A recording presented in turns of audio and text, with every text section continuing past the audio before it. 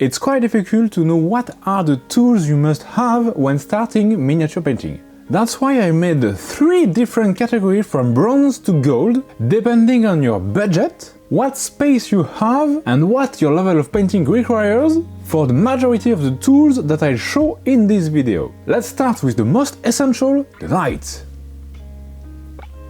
Light is really important to see what you're doing. When I started miniature painting, I used a USB light on my right side. That's the worst thing you can do. Because first, this LED light wasn't good for my eyes, and second, you must have 2 light sources. With 2 light sources, you will not have any shadows on half of your miniature, so you can paint seeing the entire mini, which is better.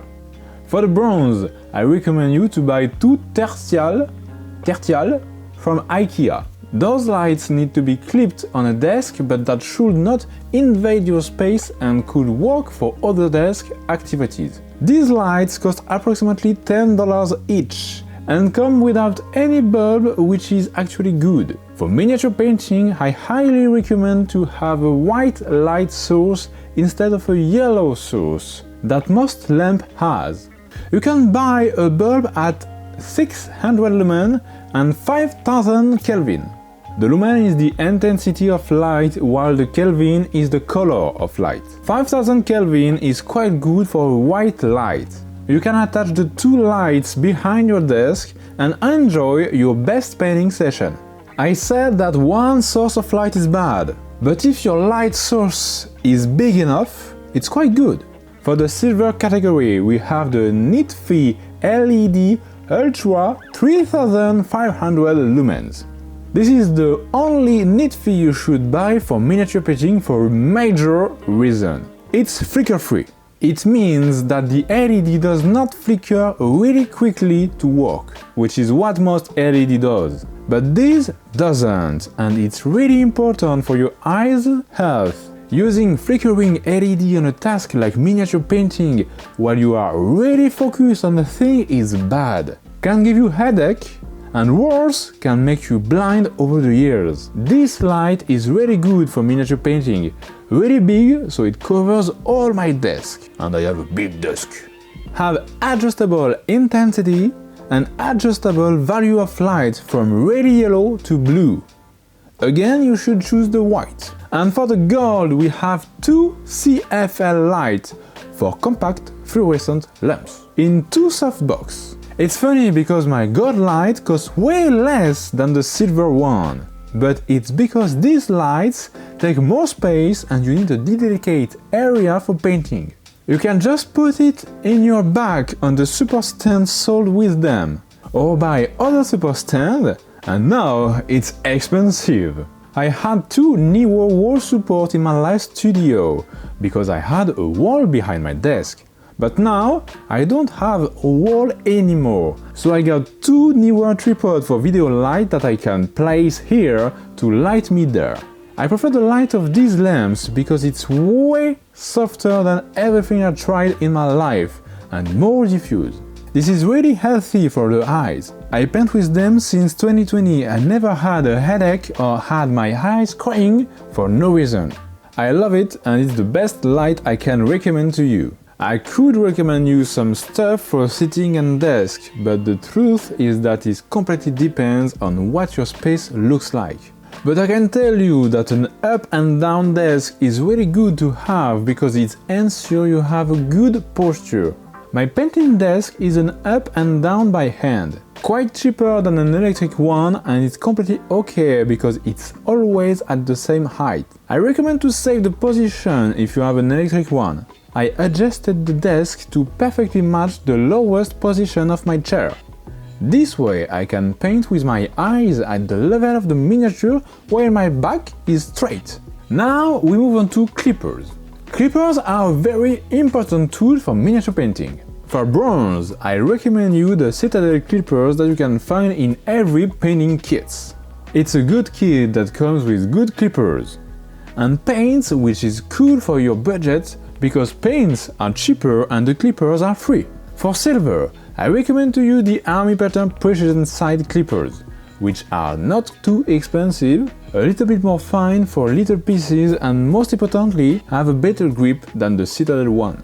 And for the gold, I recommend you the DSPIA-E, which are clippers with a blade. Standard clippers pinch the sprue until separation, but these clippers cut the sprue. You can see the difference here, and if you want to see more, I compare those clippers in this video that you can watch after this one.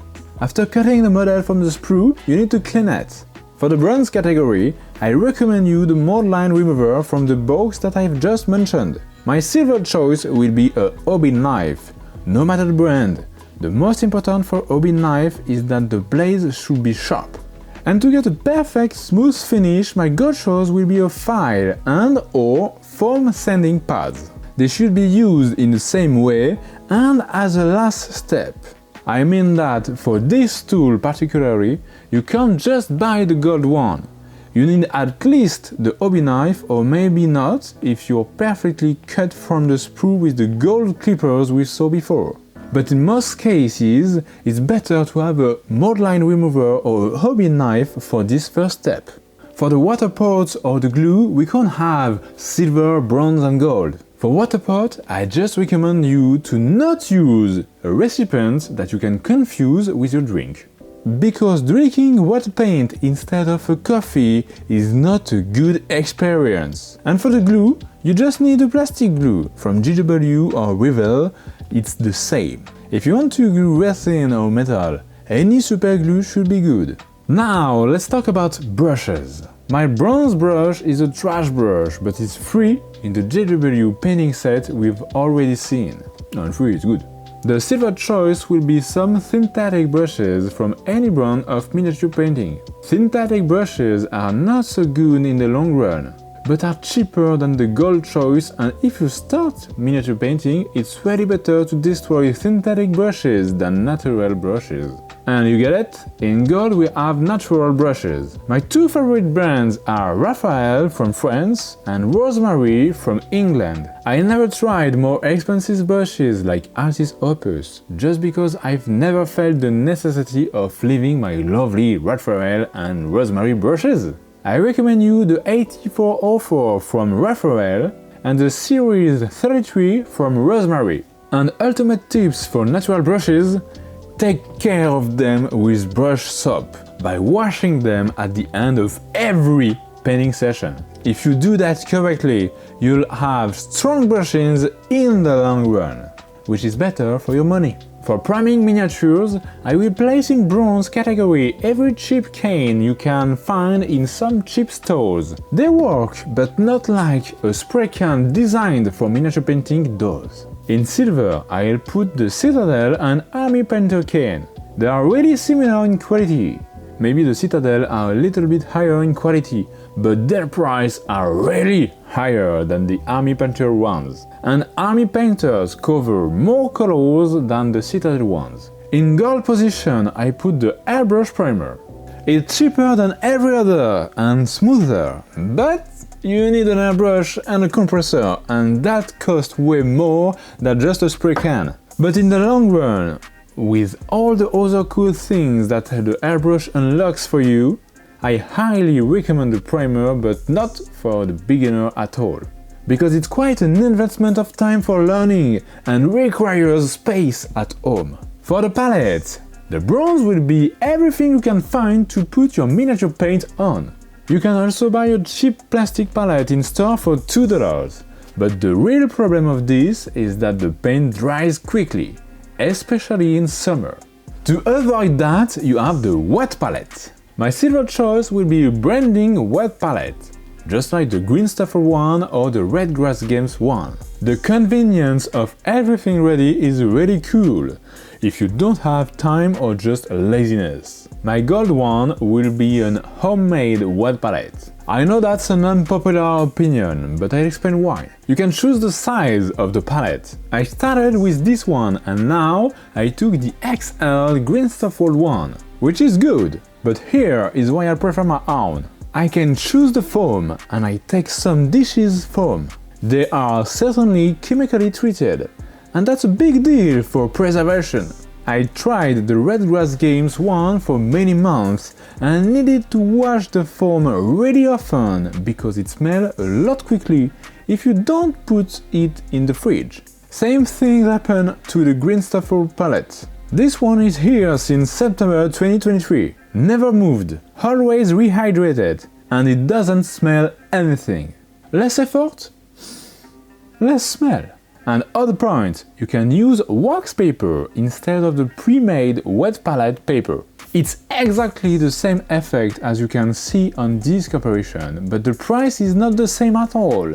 And you need to cut the paper, so if you just need a little piece of paper for a little task, you don't take an entire sheet. That's why I prefer my own wet palette. And to finish the basic hobby gear that I think everybody needs, we have the handle. I highly recommend you to use a hobby handle for every miniature you want to paint with a higher level than you usually do. In bronze, I recommend you the GW1 because you can find it easily, and it's a mechanic force that keeps your miniature on. So if you drop the handle, you have less chance that your miniature fly away from it and get more damage than the initial fall, which is already bad. In silver, I will recommend every handle with sticky dough. That's really cool, but I never bought one because I don't trust the power of stick from miniatures a little bit too large or too heavy. And in gold, I recommend you the cork top. You can find them in any DIY store. They come in different sizes and I really do think this is the best. Because with some sticky dough, you can do the same that the brand one. And with a drill and some wire, you can put your miniature on it really safely and get more access than the other handle, which requires bases for your mini. And that's it! I could show you way more things, but here is what I think that every miniature painter needs. And if you want to see some of them in situation, you can watch this video where I try to reproduce the ultramarine in the heavy metal style.